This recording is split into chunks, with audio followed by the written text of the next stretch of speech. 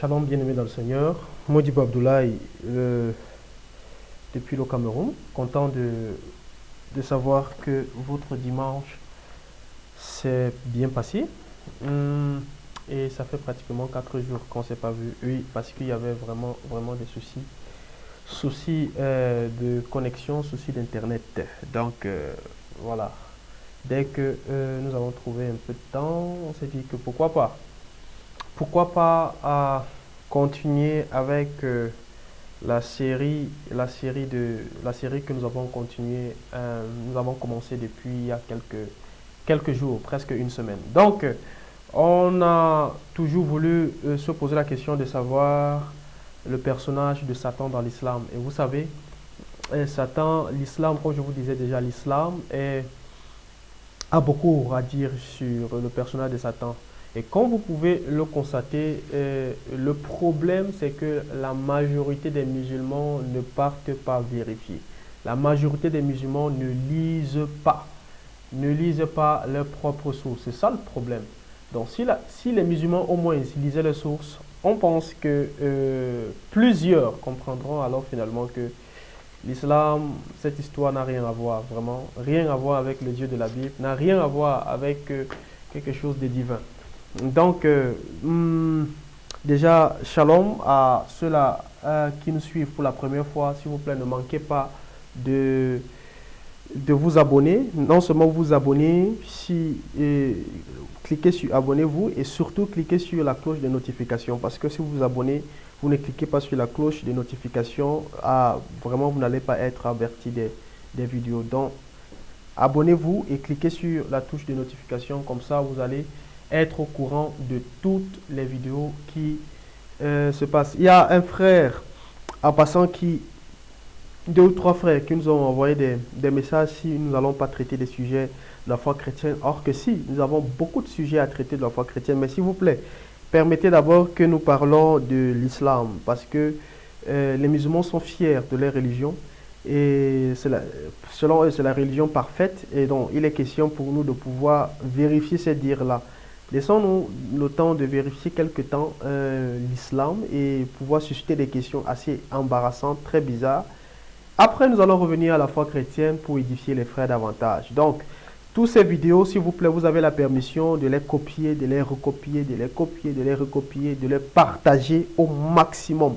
Partagez au maximum gratuitement, vraiment partagez au maximum pour vous que vous ne puissiez, vous ne prenez pas de l'argent dessus. Donc partagez au maximum, copiez, envoyez-les dans vos groupes WhatsApp, envoyez-les dans vos groupes Facebook et tout le reste. Donc vous avez la permission. Quand vous le voyez sur votre écran, s'il vous plaît, pensez à nous soutenir. Sans votre soutien, on serait vraiment presque inapte. Ce ne serait pas possible d'évoluer sans, parce que vraiment nous voulons toucher près d'1 million de personnes avec nos vidéos. Si nous n'avons pas de la connexion, si nous ne pouvons pas être soutenus, on serait obligé de pouvoir arrêter cela. Donc si quelque part vous sentez que nos vidéos ou encore le travail que nous faisons vous a été bénéfique, a été une bénédiction pour vous, s'il vous plaît, ne manquez pas de nous soutenir. Pour ceux-là qui sont au Cameroun, Orange Money, Mobile Money, mais ceux-là qui sont hors du Cameroun, Western Union, MoneyGram, c'est possible. Voici l'adresse anouministry@gmail.com. C'est possible. Par WhatsApp, vous pouvez nous contacter sur le 600. Comme vous le voyez passer en bas de votre écran, le 676 06 48 95. C'est possible. S'il vous plaît, ne manquez pas de nous soutenir. Nous en avons vraiment besoin. Si nous avons 20 personnes qui nous envoient 20 000, je ne sais pas combien d'euros ça va faire, peut-être 20, 30, je ne sais pas. Même si c'est 10 000 par mois, ce serait vraiment un gros coup de pouce, vraiment, un gros coup de pouce. Donc, voilà. Donc, revenons sur notre sujet. La question que nous allons poser aujourd'hui, c'est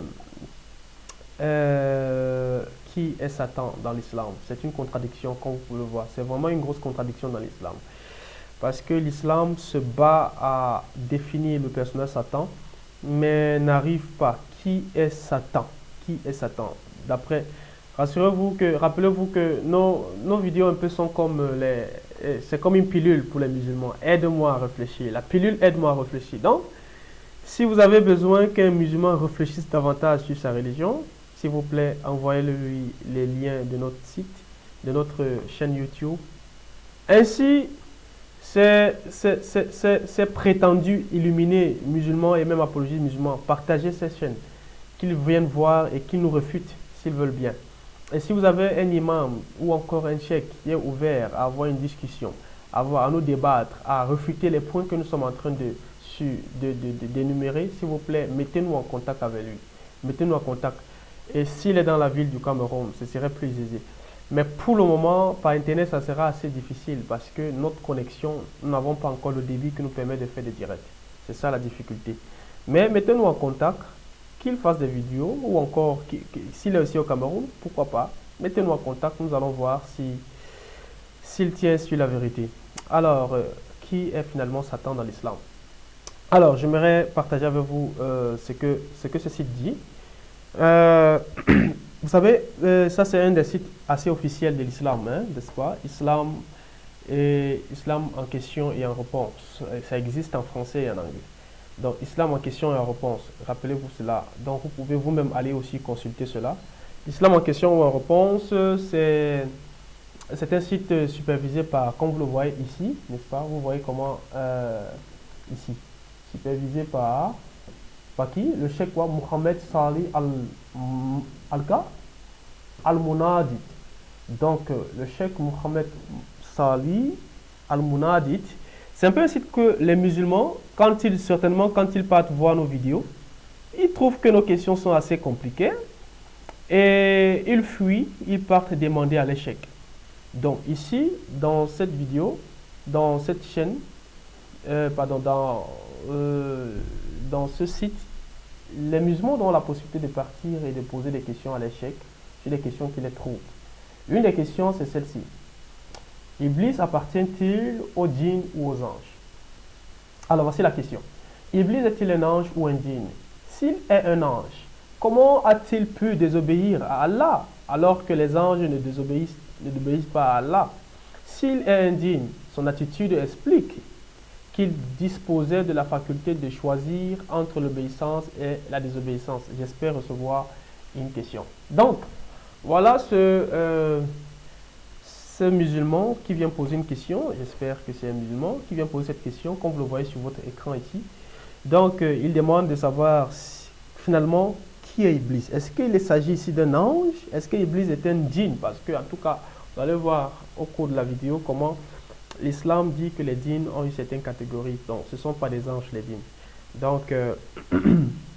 Donc, voilà un peu la réponse du cheikh, du grand cheikh Muhammad. Alors, voilà, voici la réponse. Il dit que louange à Allah, n'est-ce pas? Louange à Allah, je le souligne ici, louange à Allah.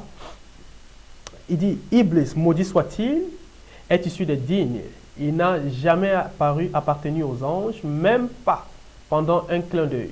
En effet, les anges sont des nobles créatures qui ne désobéissent pas à Allah puisqu'ils ne peuvent que se conformer à ses ordres.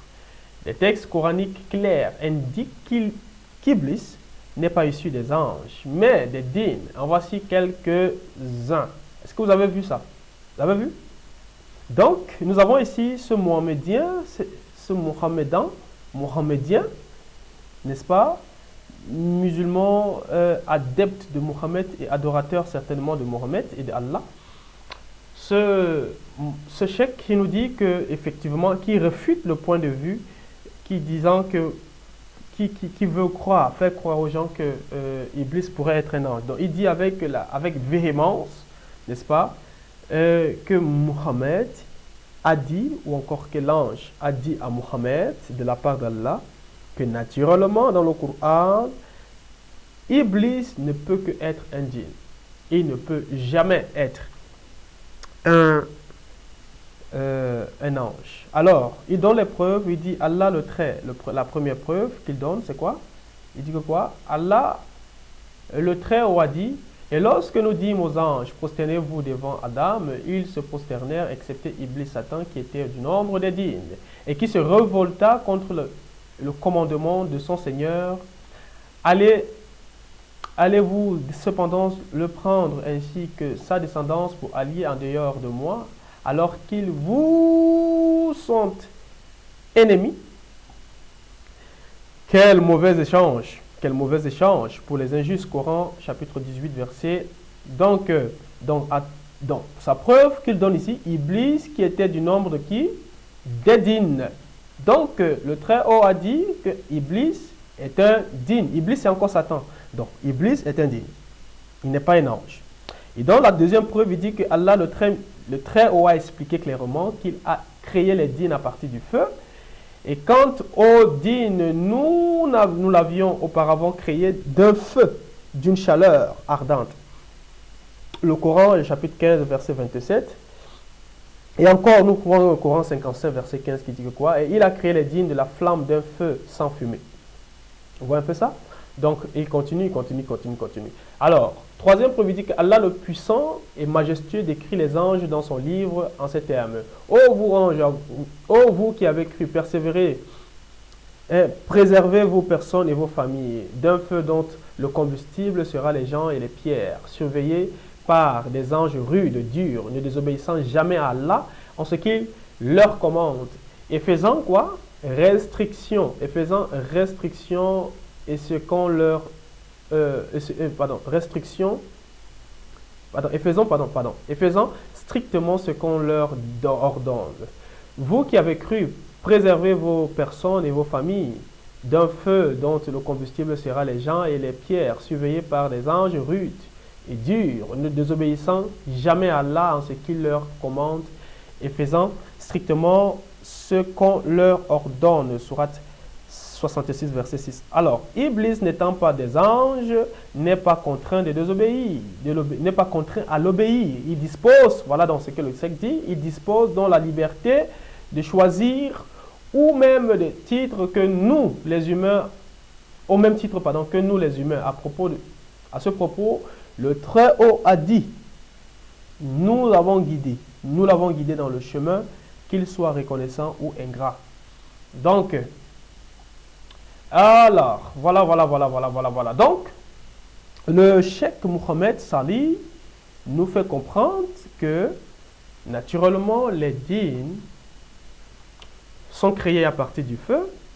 Les djinns ont la capacité d'obéir et de désobéir à Allah. Mais donc, il répond donc à cet internaute qui lui a posé la question en lui faisant croire que, donc, finalement, Iblis n'est pas un ange. Iblis n'est qu'un quoi? Un djinn. Parfait. Je pense que cela est établi.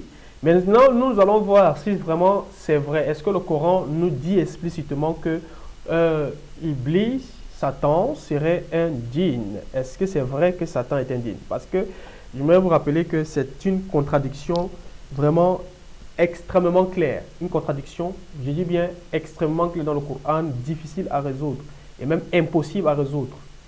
Preuve encore que cette histoire du Coran et de l'islam est une chose fabriquée par quelqu'un qui n'est pas infini, quelqu'un qui n'est pas omniscient et omnipotent, qui n'est pas Dieu en d'autres termes, parce que c'est quelqu'un qui pourrait oublier qu'il a dit une chose ici et qu'il est venu dire le contraire plus tard. Donc, voyons voir. Donc, revenons, j'aimerais que nous partons actuellement au niveau de la sourate 2. La sourate 2. Vous savez, la sourate 2 dans le Coran. La sourate 2 dans le Coran, qu'est-ce que la sourate 2 nous dit? Il y en a un nombre de textes qui nous fait comprendre que là, Satan n'est pas qu'un djinn. Satan, à ce niveau-là, est un... comment dire? Il est un ange. Alors, regardez. Regardez le texte qui apparaît ici dans votre écran. Le premier texte que je partage avec vous, c'est la sourate 2, le verset 34. Qu'est-ce que vous avez vu? Vous voyez un peu sur votre écran, la sourate 2, verset 34. Il dit, lorsque ton Seigneur confia aux anges, écoutez très bien la déclaration du Coran. Là, maintenant, vous devez être des étudiants. Rappelez-vous que c'est une vidéo, les vidéos aident-moi à réfléchir. C'est une pilule. Vous, les musulmans, ouvrez votre Coran. Ne me croyez pas, mais ouvrez. Nous allons voir si le Coran dit effectivement que Satan serait un djinn, n'est-ce pas? Nous allons vérifier cette allégation. Nous sommes en train de vérifier avec vous. Regardez un peu sur votre écran, n'est-ce pas? Il dit, Sourate 2, verset 34. Lorsque ton Seigneur confia aux anges, je vais établir sur la terre un vicaire, un calife, n'est-ce pas? Ils dirent, vas-tu y désigner un qui y mettra le désordre et répandra le sang quand nous sommes là à te sanctifier et à te glorifier? Il dit, en vérité, je sais ce que vous ne savez pas. Donc, lorsque le Seigneur dit quoi? Confia aux anges. Donc, Dieu parla aux anges que je vais établir quoi? Sur la terre, un vicaire, donc un calife, quelqu'un qui va me représenter. D'accord. Très intéressant. Alors, ici, nous voyons comment c'est Allah qui parle aux anges. Maintenant, allons dans la sourate 15, le verset 28 à 32. Et lorsque ton Seigneur dit aux anges, il dit à qui? Aux anges. Je vais créer un nombre d'argile crescente, extraite d'une boue malléable, et dès que je l'aurai harmonieusement formé et lui aurai insufflé mon souffle de vie, jetez-vous alors, prosternez-vous devant lui. Alors les anges se prosternèrent tous ensemble, excepté qui? Excepté qui? Vous avez vu? Excepté qui? Iblis, qui refusa d'être avec les prosternés. Alors Allah dit, oh Iblis, pourquoi n'étais-tu pas au nombre des prosternés? Regardez un peu, vous remarquez la chose? Allah, l'ordre de se prosterner devant Adam est fait à qui? Question d'étudiant. Est-ce que c'est fait aux djinns ou bien est-ce que c'est fait aux anges? Regardez, j'aimerais que vous observez très bien. Observez très bien. Et lorsque ton Seigneur dit à qui? Aux anges. Ton Seigneur dit aux anges. Ton Seigneur dit aux anges. Donc, l'autre, ou encore la parole du Seigneur s'est adressée à une catégorie de personnes bien explicites, les anges. Lorsqu'il dit aux anges, je vais créer un homme d'argile crescente, extraite d'une boue malléable, et dès que je l'aurai harmonieusement formé et lui aurai insufflé mon souffle de vie, et vous qui? Vous les anges, jetez-vous. Alors, il parlait à qui? Aux anges. Alors, lorsque finalement les anges se sont prosternés, il y a une personne qui ne s'est pas prosternée. Qui? Iblis. Iblis. Et donc lorsque Iblis ne se prosterne pas, on vient lui demander les comptes, n'est-ce pas? On vient lui demander les comptes. Pourquoi n'es-tu pas du nombre des prosternés? Donc la question intelligente d'un étudiant sérieux serait que si Iblis n'était pas parti des anges, pourquoi donc Allah lui demande des comptes? Si Iblis était un djinn, naturellement Allah ne devrait pas lui poser la question pourquoi il ne s'était pas prosterné, puisque l'ordre de prosternation était adressé aux anges. Donc si Allah vient poser la question à Iblis, ça veut dire que Allah savait que l'ordre de prosternation qui était adressé aux anges était inclus aussi Iblis. Vous comprenez un peu le problème? Finalement, c'est une aberration très grave. J'aimerais partager encore les autres sourates. Il y a autre sourate un peu plus grave que celle-ci, n'est-ce pas? Un peu plus grave que celle que vous voyez ici. Donc, j'aimerais que vous voyez ici. Donc, vous voyez un peu ça? La sourate 20.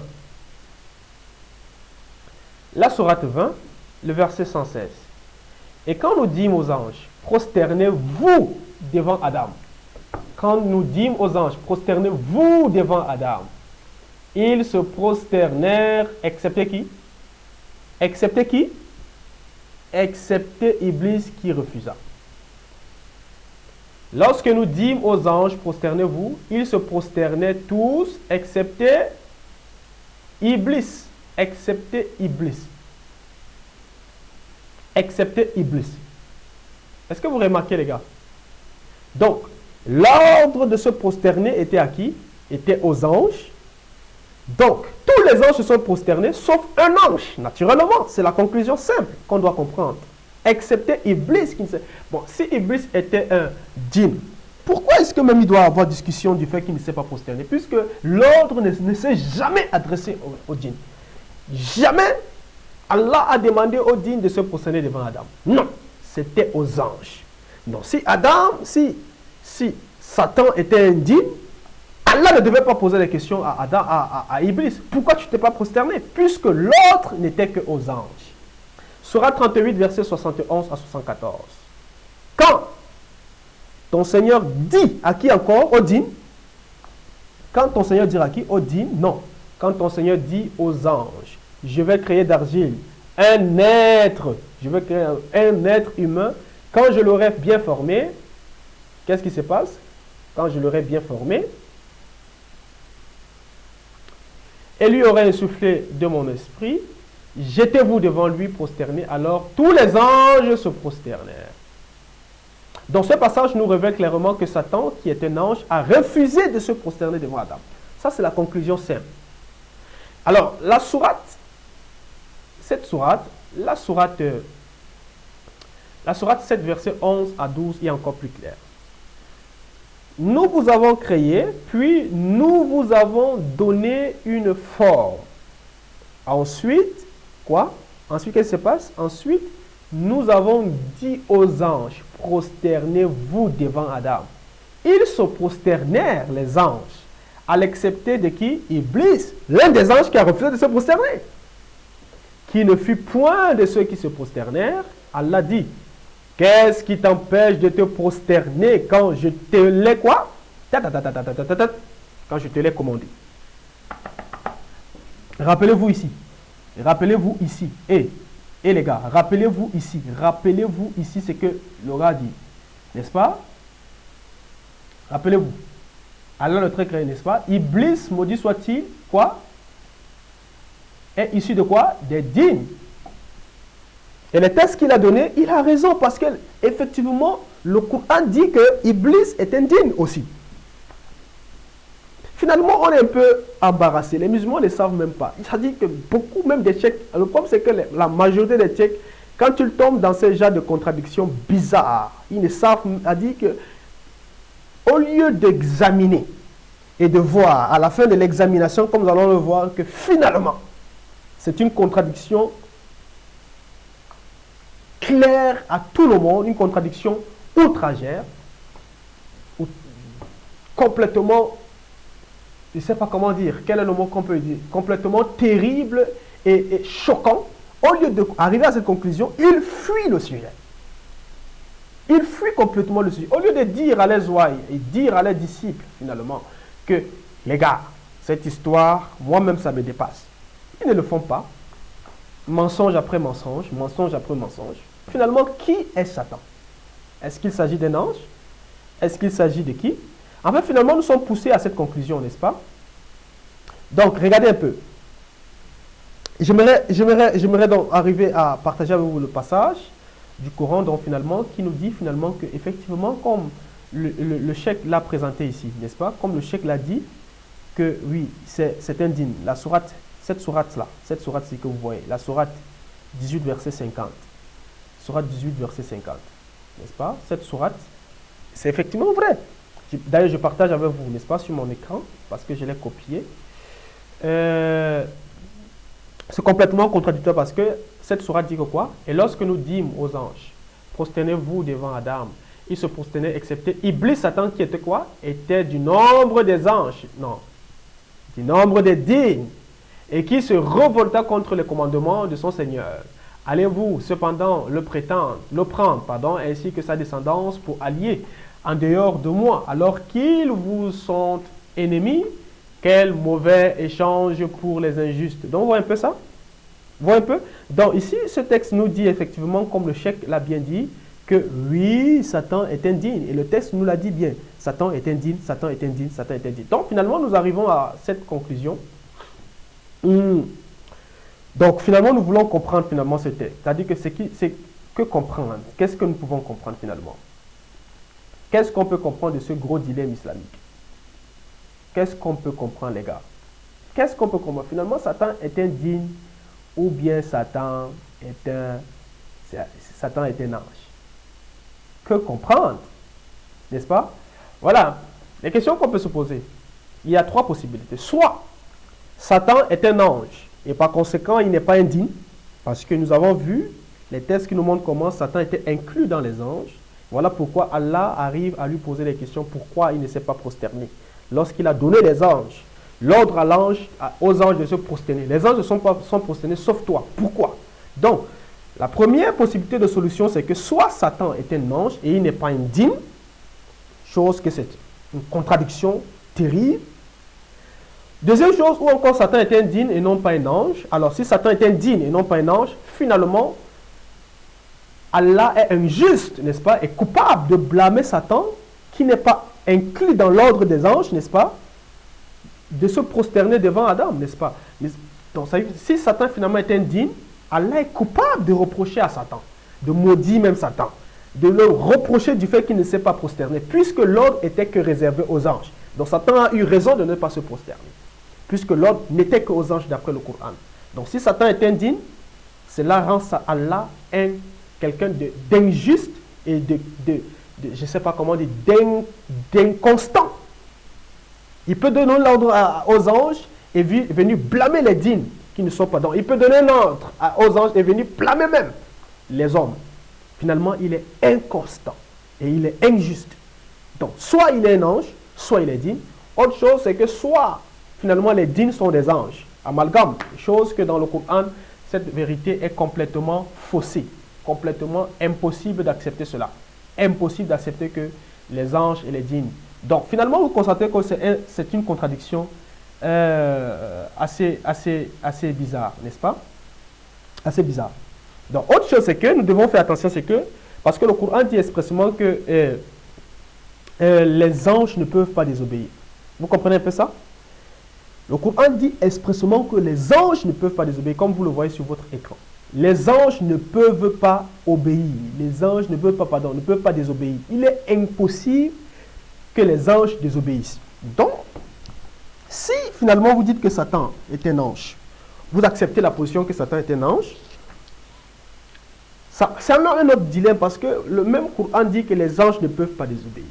Or, nous voyons comment Satan a désobéi à un ordre. Et Allah même l'a blâmé de l'avoir désobéi. Finalement, c'est une conséquence d'incohérence et de contradiction qui fait même mal à la tête. Sourate 16, verset 49 à 50. Sourate 16, verset 49 à 50 dit: et c'est devant Allah que se prosternent tous les êtres vivants dans les cieux et sur la terre, ainsi que les anges qui ne s'enflent pas d'orgueil et craignent leur Seigneur. Vous voyez un peu ça? Qui ne s'enflent pas d'orgueil. Donc, ce sont finalement les mêmes textes que le cheikh a donné, que je vous reposte encore finalement ici. Sourate 21, verset 19 à 20. À lui seul appartient, n'est-ce pas, tous ceux qui sont dans les cieux et sur la terre, ceux qui sont auprès de lui, les anges, ne se considèrent point trop grands pour l'adorer et ne s'en lassent pas. Il exalte sa gloire nuit et jour et ne s'interrompt point. Sourate 66, verset 6. D'ailleurs, c'est la sourate que, comme vous l'avez vu ici, le cheikh dans le site que j'ai partagé avec vous, Islam, questions et réponses, il a eu à mettre cela, n'est-ce pas? Sourate 66, verset 6. Il dit que quoi? Oh, vous qui avez cru, préservez vos personnes et vos familles d'un feu dont le combustible sera quoi? Les gens et les pierres, surveillés par les anges rudes, durs, ne désobéissant quoi? Jamais à Allah. Voilà. Donc la chose est plus que claire actuellement, que les anges ne peuvent pas désobéir à Allah. Donc, si Satan est un ange, c'est un problème. Si Satan est un djinn, finalement, c'est un autre problème. Donc, autre problème que nous constatons dans le Coran. Toujours, nous sommes dans la même réflexion. Si finalement Iblis est un ange, nous comprenons d'ailleurs que Iblis est un ange qui a désobéi à Allah. Donc, cela va complètement en contradiction avec les versets que nous avons cités, n'est-ce pas? Puisque les anges ne peuvent pas désobéir à Allah. Or, nous voyons comment le Coran dit que Iblis est un ange. Il est inclus dans l'ordre d'adorer. Eh les gars, est-ce que les gars même réfléchissent? Mais le problème, c'est que comme Mohammed a dit, nous sommes des musulmans. Nous sommes des musulmans, nous devons obéir et accepter, même si ça n'a pas de sens. Vous voyez un peu ça? Donc, nous constatons comment le Coran dit que ce n'est pas seulement Iblis, malheureusement, qui a désobéi. Le Coran dit en fait que les djinns même désobéissent. Ils ont désobéi, ils vont même désobéir. Je vais un peu lire avec vous la sourate, je ne sais pas, lisons un peu la sourate, on va lire la sourate 6, le verset 123, 128 à 130. Sourate 6, sourate 6.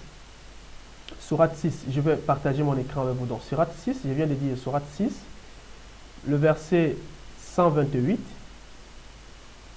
à 130, n'est-ce pas? Sourate 6,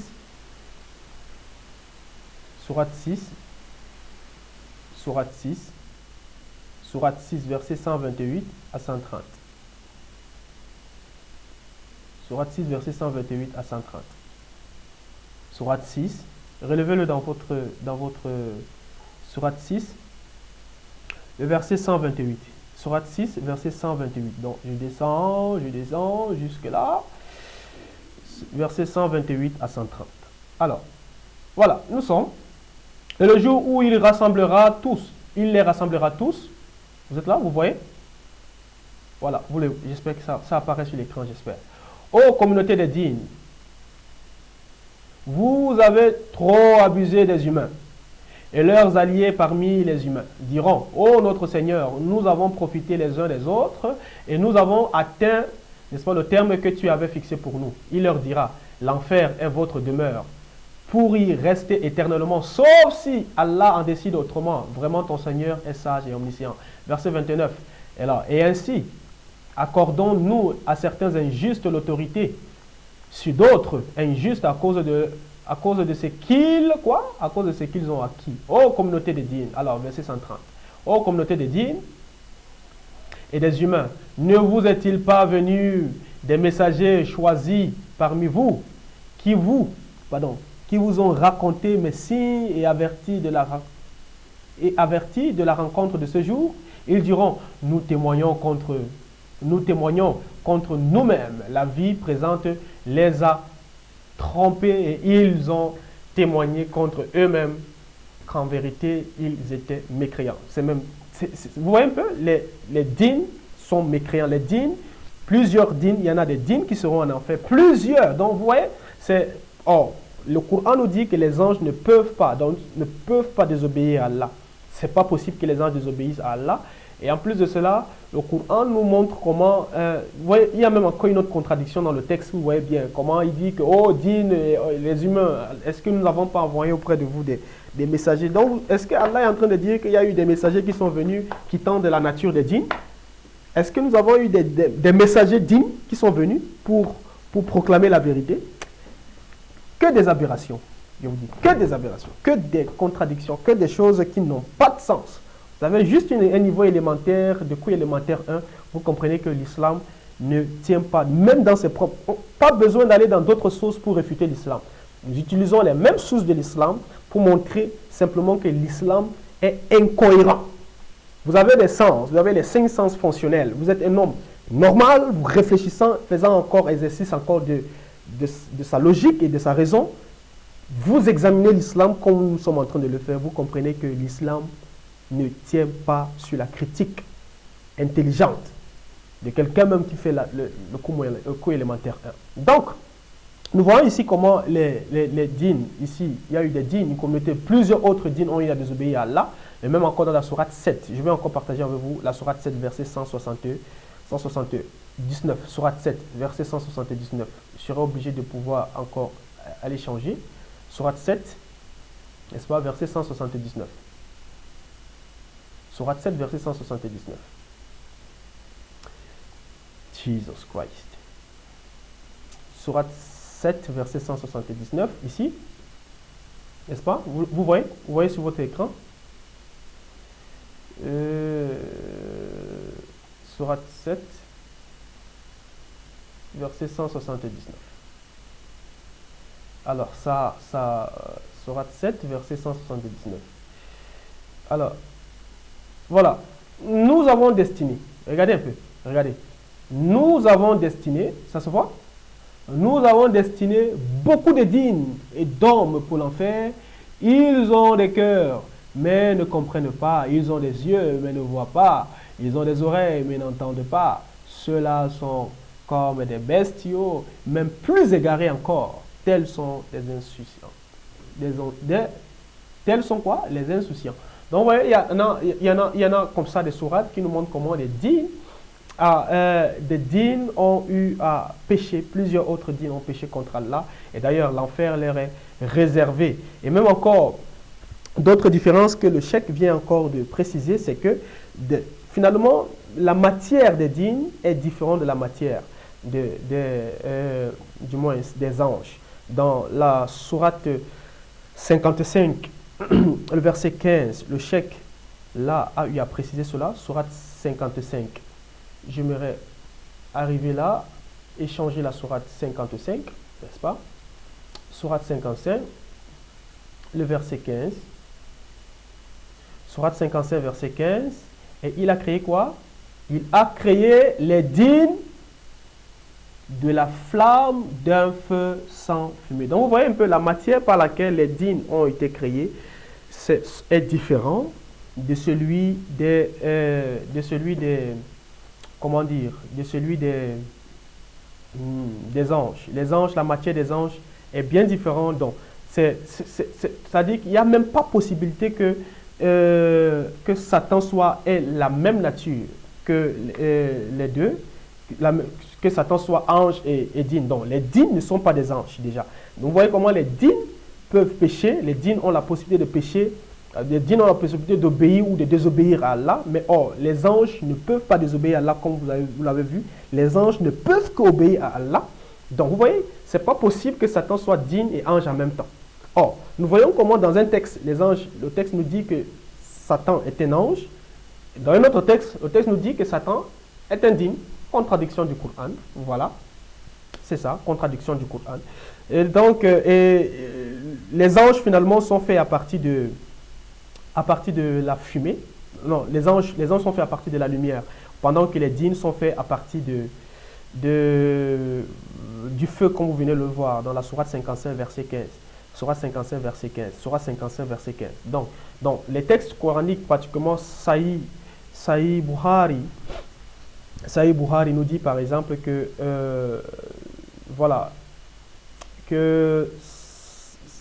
ça, je pense que c'est Sahih Muslim particulièrement. Muslim nous dit que Satan les anges seraient faits à partir de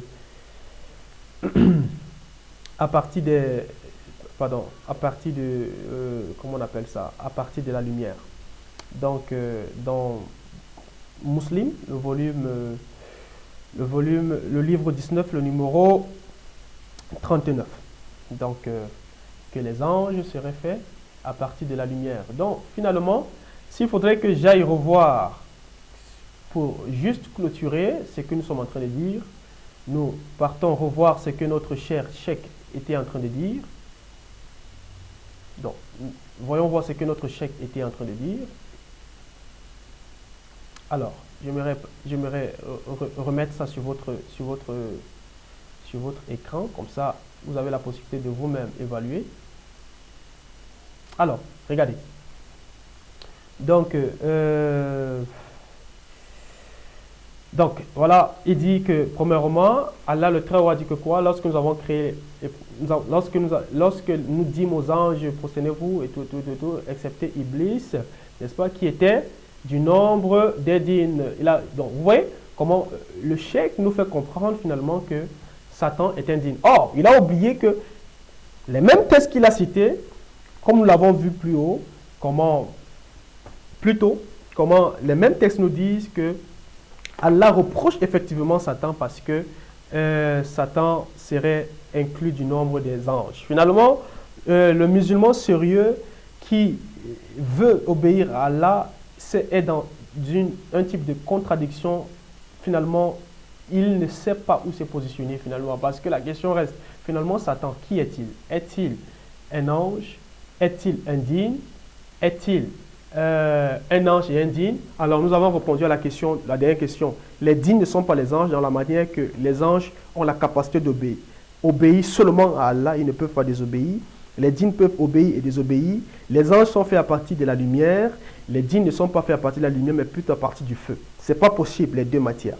Donc, c'est deux types, chaque type de créature différente.